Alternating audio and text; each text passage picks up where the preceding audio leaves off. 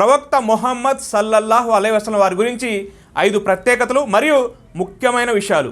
ప్రపంచంలో ఎంతోమంది నాయకులు ఉన్నారు, కానీ ఒక వ్యక్తి ఆధ్యాత్మికంగా, సామాజికంగా, నైతికంగా పూర్తి ప్రపంచాన్నే మార్చేశాడు. అతను ఎవరో కాదు, చిట్ట చివరి ప్రవక్త ముహమ్మద్ సల్లల్లాహు అలైహి వసల్లం వారు.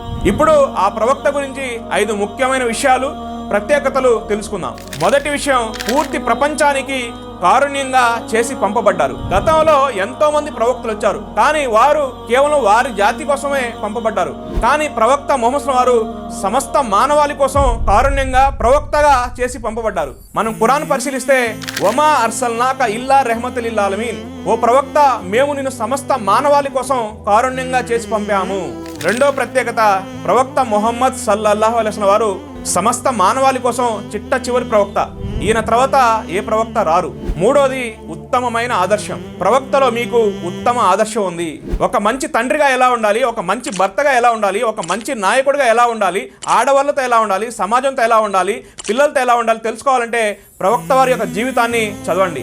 నాలుగోది, సమానత్వం. ప్రవక్త ముహమ్మద్ వారు అందరినీ సమానంగా చూసేవారు.